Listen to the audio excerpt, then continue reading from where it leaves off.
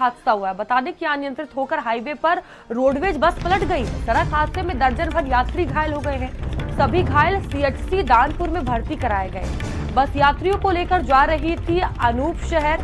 चतारी थाना क्षेत्र के नेशनल हाईवे 509 की घटना बताई जा रही है। 10 से ज्यादा यात्री जो है वो घायल हो गए हैं। बड़ा हादसा हुआ है। सभी को अस्पताल में भर्ती करवाया गया और सभी का इलाज चल रहा है। मनोज हमारे साथ जुड़ चुके हैं। मनोज, ये बड़ा हादसा हुआ है, कई यात्री जो है वो घायल हो गए हैं, क्या जानकारी? जी बता दें, मामला बुलंदशहर के चतारी का है, जहां नेशनल हाईवे 509 पर सिद्धपुर गांव के नजदीक एक अनियंत्रित होकर के तेज रफ्तार रोडवेज बस हाईवे पर पलट गई है, जिसमें 10 लोग घायल हो गए हैं। घायलों को निजी और सरकारी अस्पताल में भर्ती कराया गया है, जहां उनका इलाज चल रहा है। कहीं न कहीं ड्राइवर की लापरवाही के चलते हुए तेज रफ्तार बस हाईवे पर पलट गई है, उसमें घायल हुए और आला अधिकारी मौके पर पहुंचे और सभी को अस्पताल भिजवाया गया है। जी बहुत धन्यवाद आपका जानकारियों के लिए। वहीं उत्तर पूर्वी दिल्ली के नंद नगरी थाना क्षेत्र में ई रिक्शा चालक की गोली मारकर हत्या कर दी गई। जानकारी के अनुसार चालक को उत्तम नगर से बुलाकर पहले शराब पिलाई गई और फिर पास के पार्क में ले जाकर उसके सिर व शरीर के अन्य हिस्सों में 4 गोलियां मार दी गई। हमलावर सनी के परिचित थे। पुलिस आसपास के सीसीटीवी फुटेज खंगाल रही है। मामले में काफी तेजी से जांच पड़ताल की जा रही है। हत्या की घटना को अंजाम दिया गया है, जहां ई रिक्शा चालक की गोली मारकर हत्या की गई है। हत्या की मुख्य वजह अभी तक सामने नहीं आ पाई है। मुख्य आरोपियों की तलाश में पुलिस जुटी हुई है। सीसीटीवी फुटेज खंगाले जा रहे हैं।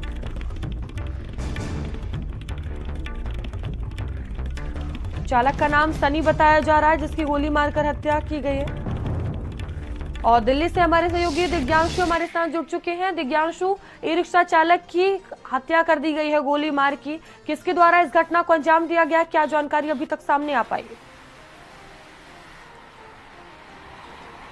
जी मैं आपको बता दूं, कल देर शाम एक युवक की गोली मारकर हत्या कर दी गई है। जो युवक है वो रिक्शा चालक है, जिसके शव कल पार्क में मिला था, जिसके शरीर पे कई निशान गोलियों के हैं।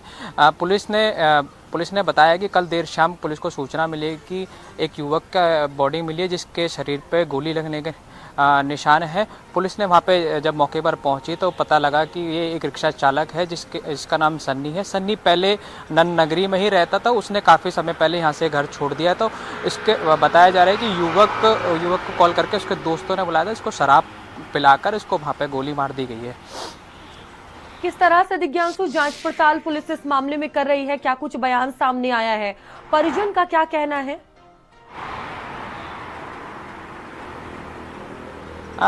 मैं आपको बता दूं कि पुलिस इसकी अभी जांच करी है। पुलिस अधिकारी ने बताया है कि फॉरेंसिक टीम भी वहाँ पे मौके पर पहुंची थी, जो वहाँ पे सबूत जुटाने में लग रही है। पुलिस सीसीटीवी भी खंगाल रही है, जिससे युवक की पहचान हो सके और जल्दी से जल्दी पकड़ा जा सके। परिजनों का कहना है कि एक कॉल आया था युवक के पास। ठीक है, बहुत धन्यवाद आपका जानकारियों के लिए। वहीं सहारनपुर में अमजद हत्याकांड का खुलासा हुआ है। पड़ोसी, पति पत्नी और देवर हत्यारे निकले हैं। अमजद की हत्या कर शव नदी में फेंका गया। बता दें कि कातिल पति पत्नी और देवर गिरफ्तार हुए। घटना के 5 दिन बाद भी शव बरामद नहीं हुआ है। तो सहारनपुर में देखिए हत्याकांड का खुलासा हुआ है। पड़ोसी, पति पत्नी और देवर हत्यारे निकले हैं।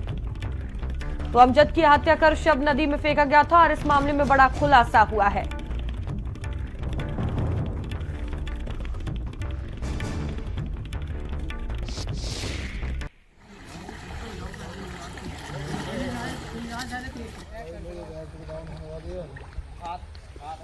तो सनसनीखेज इस घटना को अंजाम दिया गया था और देखिए कातिल जो है पति पत्नी और देवर निकले। बड़ा खुलासा इस मामले में पुलिस द्वारा किया गया है। तो हत्या कर शव नदी में फेंका गया था। बड़ा मामला, बड़ी घटना को अंजाम दिया गया था। हत्याकांड का सनसनीखेज खुलासा हुआ है।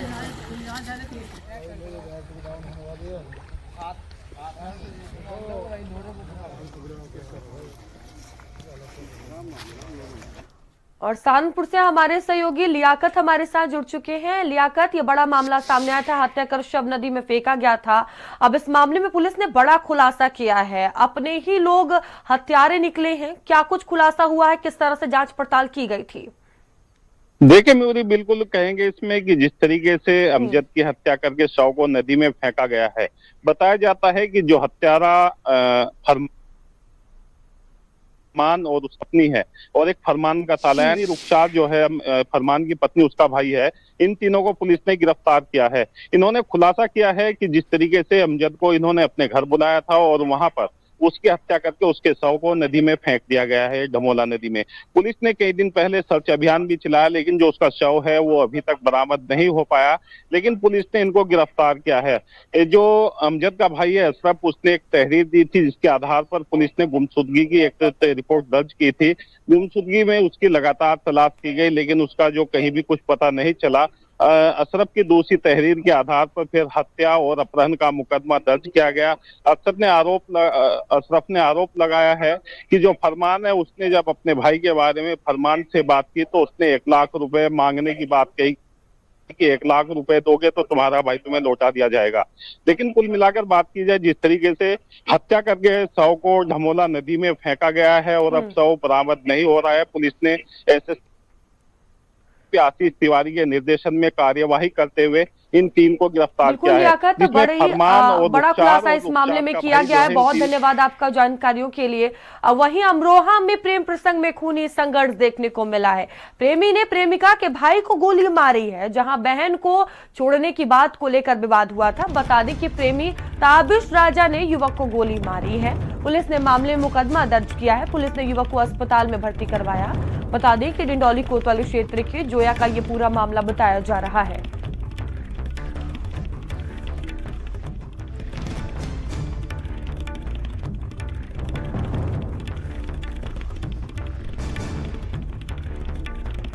तो पुलिस ने मामले में मुकदमा दर्ज कर लिया है।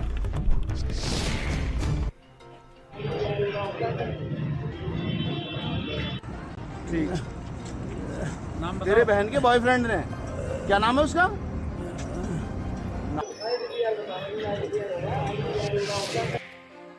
ताबिश पुत्र अबू बकर निवासी टंकी वाली गली जोया थाना डिडौली के निवास पर गया था।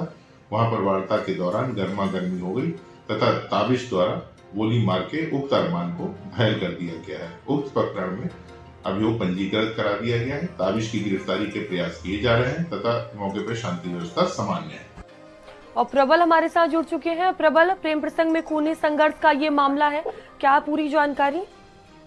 देखिए, डिडौली कोतवाली क्षेत्र के जोया कस्बे का यह पूरा मामला है, जहां पर एक प्रेमी प्रेम प्रसंग में खूनी संघर्ष देखने को मिला। बताया जा रहा है कि जो प्रेमिका का भाई था, वह उसकी बहन का जो प्रेमी था उसके पास गया था कि या तो बहन से निकाह कर ले या उसे छोड़ दे। इसी बात को लेकर कुछ उन दोनों में कहासुनी हुई और विवाद बढ़ता चला गया, जिसके बाद जो है प्रेमी ने जो है प्रेमिका के भाई के गोली मार दी और जो गोली थी वह कंधे को छूती हुई निकल गई।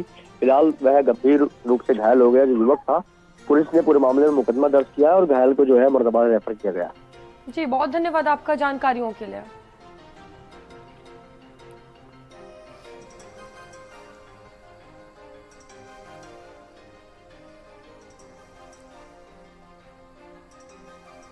और खबर मुजफ्फरनगर से है, जहां राशन डीलर पर कार्ड काटने का आरोप है। राशन धारक ने कार्ड काटने का आरोप लगाया है। राशन डीलर का अभद्रता का वीडियो वायरल हुआ है। राशन कार्ड धारक को थप्पड़ मारने की धमकी। अक्सर चर्चा में रहता है राशन डीलर शाहरुख, जहां बुढ़ाना तहसील के गांव कसिरवा का ये पूरा मामला बताया जा रहा है।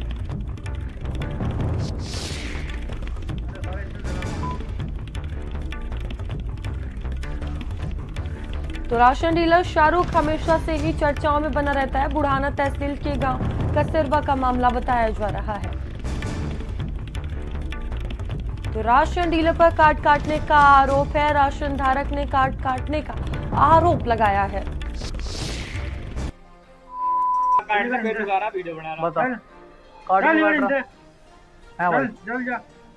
क्यों काटेगा तू मेरा कार्ड? तो गाड़ी क्यों दे रहा है तू? है भाई, क्यों काट रहा है मेरा कार्ड? क्यों काट रहा है? मेरा कार्ड तू बता कार्ड क्यों काट रहा है भाई? क्यों काटेगा तू मेरा कार्ड? तो गाड़ी क्यों दे रहा है तू है भाई? और मुजफ्फरनगर से सचिन हमारे साथ जुड़ चुके हैं। सचिन, राशन डीलर पर कार्ड काटने का आरोप लगा है, क्या ये पूरा मामला? देखिए मयूरी, ये मामला बुढ़ाना तहसील के कसेरवा गांव का है, जहां का राशन डीलर है शाहरुख। वो आए दिन वहां के जो कार्ड स्वामी होते हैं उनसे अभद्रता करता है, गाली गलौज करता है। ऐसा ही एक वीडियो सोशल मीडिया पर जो कार्ड धारक है उसने वायरल किया है, और वायरल में आरोप लगाया है कि जो शाहरुख है राशन डीलर, वो आए दिन वहां कार्ड धारकों के साथ अभद्रता करता है, गाली गलौज करता है, मारपीट करता है। फिलहाल स्थानीय प्रशासन को इस मामले की शिकायत की गई है, और शिकायत के आधार पर प्रशासनिक अधिकारी इस मामले में वीडियो के आधार पर जांच करने की बात कर रही है। अब देखने वाली बात होगी कि इस कार्ड जो डीलर है इसके खिलाफ किस तरह की कार्रवाई होती है। जी, बहुत धन्यवाद आपका जानकारियों के लिए। और खबर मऊ से है, जहां हिस्ट्री शीटर की हत्या करने वाले का एनकाउंटर हुआ। पुलिस के बदमाश विवेक गौड़ संग मुठभेड़ हुई है। अवैध संबंधों के चलते हिस्ट्री शीटर की हत्या। बता दें कि जवाबी कार्रवाई में बदमाश विवेक गौड़ घायल हुआ। रानीपुर क्षेत्र के पूर्व गांव की घटना थी ये। पुलिस और एसओजी टीम से ये मुठभेड़ हुई है।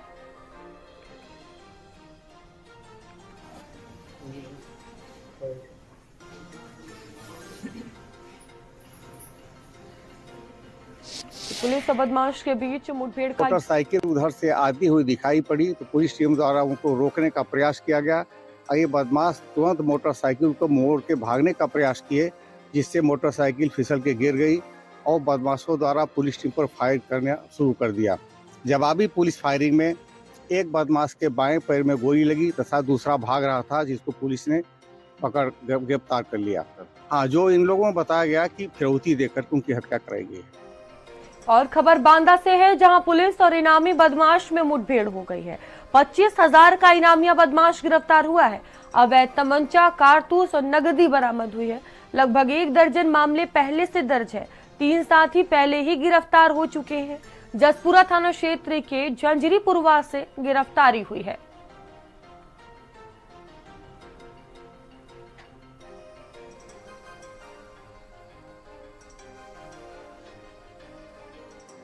प्राथमिक पूछताछ से ये पता चला कि मनमानी में राह चलते किसी के साथ मारपीट करना और अगर अपनी बातें मनवाने के लिए किसी को उठा ले जाना आदि इस तरह के अपराध पता चले हैं। इस पूरे प्रकरण में जो भी विधिक कार्रवाई है की जा रही है। वहीं हाथरस में पुलिस के पशु चोरों से मुठभेड़ हो गई है।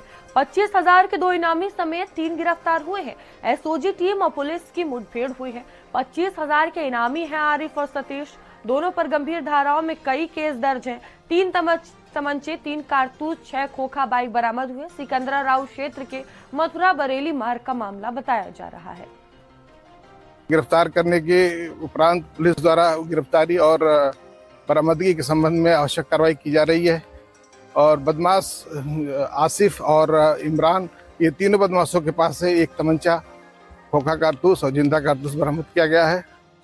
पुलिस द्वारा इनको उपचारार्थ बागला चिकित्सालय रवाना किया गया है। पुलिस द्वारा बरामदगी और गिरफ्तारी के संबंध में आवश्यक विधिक कार्रवाई की जा रही है। वहीं आजमगढ़ में धार्मिक स्थलों से उतरवाए गए ध्वनि विस्तारक यंत्र मानक विपरीत लगे थे। लाउड स्पीकर अभियान चलाकर पुलिस ने लाउड स्पीकर उतरवाए हैं। हाईकोर्ट के निर्देशों का पुलिस पालन कर रही है। लगातार ये कार्रवाई की जा रही है।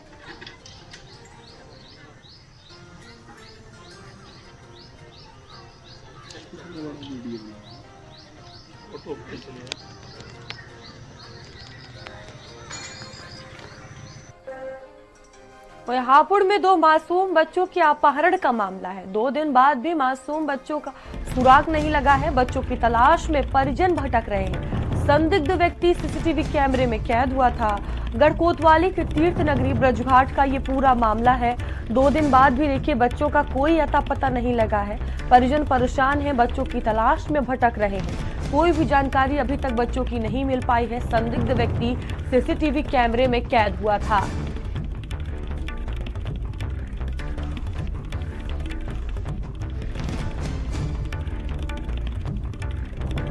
हापुड़ में 2 मासूम बच्चों के अपहरण के मामले से जुड़ी खबर है। 2 दिन बाद भी मासूम बच्चों का सुराग नहीं लग पाया है, कोई अता पता नहीं चल पाया है। बच्चों की तलाश में माता पिता भटक रहे हैं। और देखिए, संदिग्ध व्यक्ति सीसीटीवी कैमरे में कैद हुआ था, अभी तक कोई जानकारी नहीं मिल पाई है।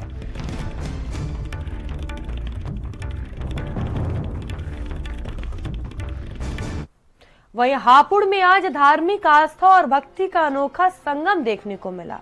1100 महिलाओं ने कलश यात्रा निकाली और 108 हवन कुंड की स्थापना के साथ श्री राम कथा का शुभारंभ किया गया। हापुड़ थाना क्षेत्र देहात के सामने आयोजित इस भव्य कार्यक्रम में हजारों श्रद्धालुओं ने हिस्सा लिया। करीब 5 किलोमीटर लंबी कलश यात्रा के दौरान महिलाएं पूरे उत्साह के साथ जयकारे लगाती हुई नजर आई।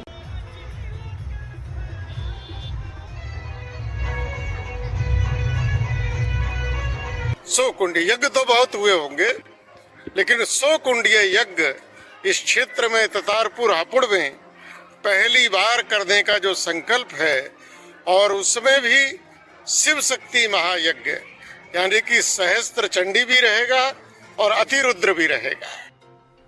खबर आजमगढ़ से है, जहां अघोर पीठ आश्रम शाखा कैथी शंकरपुर में बाबा बावन राम को विधि विधान पूर्वक समाधि दी गई। वाराणसी से आगमन के बाद उनके शरीर को भक्तों के दर्शन के लिए रखा गया, जहां हजारों श्रद्धालुओं ने दर्शन किया और पूजन किया। आश्रम प्रांगण में बाबा की समाधि संपन्न हुई। बाबा बावन राम के परम भक्त रोशन ने, जो बचपन से उनकी सेवा में थे, उन्हें समाधि दी। बड़ी अघोर पीठ कैथी शंकर लालगंज के पीठाधीश्वर तो नहीं कहूँगा, लेकिन यहाँ के मुखिया परम पूज्य बाबा बावन राम जी का काशी में दिनांक 7 को 1:16 पर भोर में जो है शिवलोक गमन हो गया है। वहीं रायबरेली में हादसों के मामले में लखनऊ मंडल में रायबरेली टॉप पर है। वर्ष 2024 की अपेक्षा वर्ष 2025 में हादसों का जो ग्राफ है वो बढ़ा है। 1 जनवरी से अब तक 612 हादसे हुए हैं। इन हादसों में 362 लोगों की मौत हो गई है, वहीं 536 लोग घायल हुए हैं। सड़क हादसों में लगातार लोगों की मौतों के आंकड़े बढ़ते जा रहे हैं। आपको बता दें कि इसको लेकर लगातार हर वर्ष यातायात माह 1 नवंबर से शुरू किया जाता है और 30 नवंबर तक यातायात माह रहता है, ताकि लोगों को जागरूक किया जा सके। इसको लेकर लगातार ट्रैफिक पुलिस भी एक्टिव रहती है, ताकि हादसों की संख्या में कमी लाई जा सके। लेकिन अगर आंकड़ों पर गौर करें तो देखा जा रहा है कि लगातार हर वर्ष जो है हादसों की संख्या बढ़ती जा रही है। लखनऊ मंडल की बात की जाए तो रायबरेली सबसे टॉप में हादसे में है, नंबर 1 पर हादसे में है। लेकिन लगातार जो रायबरेली की ट्रैफिक पुलिस इस पर कार्रवाई भी कर रही है, लोगों का चालान भी कर रही है। यहाँ पर देख सकते हैं कि ट्रैफिक पुलिस कर्मी भी मुस्तैद है, लगातार यातायात नियमों का पालन भी करा रहे हैं। वन में रायबरेली हादसों में शामिल हो गया है, तो उसको लेकर ट्रैफिक पुलिस जो है लगातार लोगों को जागरूक करती हुई दिखाई दे रही है। लोगों से अपील भी कर रही है कि वाहन जो है गति सीमा में ही चलाएं और ट्रैफिक नियमों का लगातार पालन करें, क्योंकि देखा जा रहा है कि नशे में लोग वाहन ज्यादा चलाते हुए पाए जा रहे हैं या फिर ट्रैफिक नियमों का उल्लंघन करते हुए देखे जाते हैं। रोहित मिश्रा, भारत समाचार, रायबरेली। खाके मिट्टी कोड़े अरे उर्वर टाल कछार हैं, हे सारी कंट्री भैया बोले हम सबके रिश्तेदार हैं। बिहार है रे राजा, हम बिहार हैं, बिहार है रे भैया, हम बिहार हैं। वहीं बिहार में चुनाव को लेकर सियासी सरगर्मियां तेज हैं। नेताओं की रैलियां, सभाएं और जनसंपर्क अभियान पूरे जोश पर है। सत्ताधारी दल अपनी उपलब्धियों का बखान कर रहा है, जबकि विपक्ष सरकार की नाकामियों को मुद्दा बना रहा है। वहीं भारत समाचार के संवाददाता ने डिप्टी सीएम केशव प्रसाद मौर्य से बिहार चुनाव को लेकर खास बातचीत की। सुनिए उन्होंने क्या कुछ कहा है। बिहार चुनाव अपने अंतिम दौर में है और डिप्टी सीएम केशव प्रसाद मौर्य लगातार जनसभाओं को संबोधित कर रहे हैं, बात कर रहे हैं और एनडीए के पक्ष में वोट मांगने का काम कर रहे हैं। आज हमारे साथ मौजूद हैं, चाय पर चर्चा हम करने जा रहे हैं उनसे। सर, पहले चरण का हो गया मतदान, क्या लगा आपको, किस तरह से चीज़ें जो है वो हुई हैं अभी तक? देखिए, पहले चरण में हम लोगों को अपेक्षा से अधिक सीटें मिल रही हैं। हम लोग अनुमान लगा रहे थे कि हम लोग 160 से 175 तक जाएंगे, लेकिन पहले चरण का जो तूफान है वो दूसरे चरण में सुनामी बनेगा और जो भारतीय जनता पार्टी का गठबंधन अर्थात एनडीए है वह बिहार में 2010 का जो रिजल्ट है उसको दोहराएगा और फिर से एनडीए की श्री नीतीश कुमार जी के नेतृत्व में सरकार बनेगी। अखिलेश यादव बिना पानी में मछली की तरह तड़प रहे हैं। आपने कहा सत्ता वियोग में। उस दिन आपकी मुलाकात हो गई थी एयरपोर्ट पे, बड़ा फोटो वायरल हुआ। क्या क्या बातें हुई वहाँ पे रास्ते में चलते? नहीं, वो हमसे पूछे मिठाई कब खिलाओगे। हमने कहा 14 नवंबर के बाद जब रिजल्ट आ जाएगा तो आपको मिठाई भी खिलाएंगे, रसगुल्ला भी खिला देंगे। लेकिन बिहार भी हम लोग जीतेंगे, यूपी भी हम लोग जीतेंगे। समाजवादी पार्टी न यूपी में आएगी न राष्ट्रीय जनता दल बिहार में आएगा। एनडीए था, एनडीए है और एनडीए रहेगा। यही बात हुई तो वही हंसने लगे। तो मैंने कोई हम लोगों की दुश्मनी नहीं, विचारधारा उनकी हमारे विरुद्ध है, हमारी उनके विरुद्ध है, लेकिन दुश्मनी नहीं है। एक शिष्टाचार भेंट हो गई। कैमरामैन मेहदी हसन के साथ सीमा नकवी, भारत समाचार, पटना।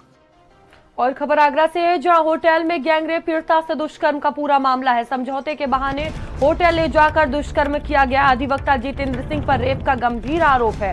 पुलिस दबिश में अधिवक्ता का भागने का प्रयास, छत से छलांग लगाई, दोनों पैरों में गंभीर चोटें आई हैं। पुलिस ने आरोपी को भर्ती कराकर रिमांड पर लिया है। पुलिस ने होटल के सीसीटीवी फुटेज, साक्ष्य जब्त कर लिए। फॉरेंसिक टीम ने सबूत जुटाए हैं। कोर्ट में बयान दर्ज है। आरोपी का भाई लुटेरे दुल्हन मामले में जेल जा चुका है। थाना एकता क्षेत्र का ये पूरा मामला बताया जा रहा है। और शोभित हमारे साथ जुड़ चुके हैं। शोभित, क्या अपडेट है मामले में? देखिए, जितेंद्र सिंह है, ये अधिवक्ता है। इस पे गंभीर आरोप लगा है कि एक मामला है दुराचार का, गैंगरेप का। उसकी पीड़िता ने आरोप लगाया है कि समझौते के लिए वकील ने मुझे बुलाया, उसके बाद भी मुझे बातों बातों में होटल ले गया, जहां इसने मेरे संग रेप किया और उसके बाद वहां से फरार हो गई। युवती जैसे ही पुलिस को मिली है उसके बाद उसने शिकायत की, पुलिस में एफआईआर हुई है और जब दबिश मारी पुलिस ने तो पुलिस से बचने के लिए छत से कूद गया, जिससे चोटिल हो गया, अस्पताल में भर्ती है। फिलहाल पुलिस ने इसकी रिमांड ले ली है। जी, बहुत धन्यवाद आपका जानकारी के लिए।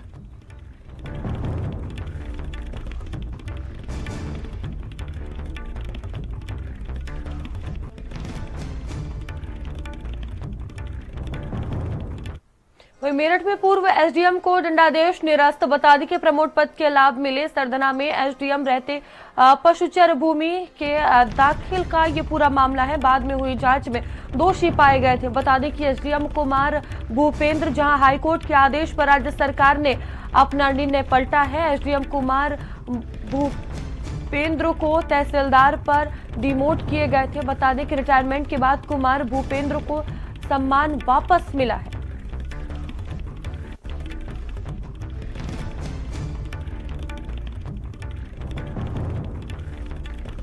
तो रिटायरमेंट के बाद कुमार भूपेंद्र को सम्मान वापस मिल गया। ये बड़ी खबर आपको बता रहे हैं। मेरठ का ये पूरा मामला है।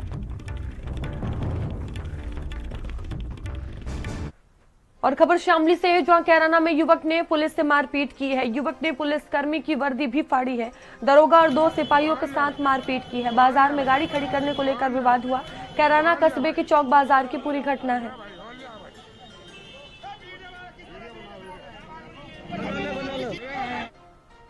वहीं बुलंदशहर के खुर्जानगर कोतवाली क्षेत्र के न्यू शिवपुरी आरएसएस कार्यालय के निकट ट्यूशन से पढ़कर लौट रहे नाबालिग छात्र से मारपीट की।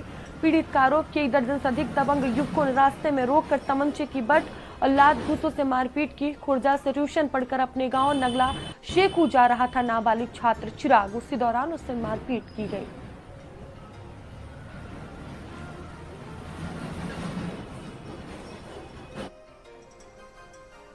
रुकेंगे ब्रेक के लिए, बने रहिए भारत समाचार।